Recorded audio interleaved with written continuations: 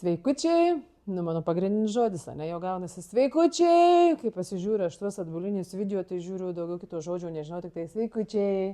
Žodžiu, taip. Klientas atvežė savo Deutschfahr 6160 Agrotoron traktoriaus variklį į remontą. Aišku, čia tai naujas variklis, tai jau supratot, kad norėjau remontuoti, bet aišku, neremontavo, nusprendė visgi pirkti naują variklį.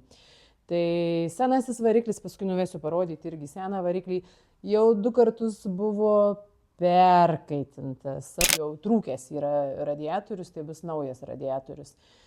Tai šis variklis yra 6 cilindrų, turbininis, su valdymo bloku, su visais filtrai, žodžiu, pilnas, nuostabus, naujas variklis.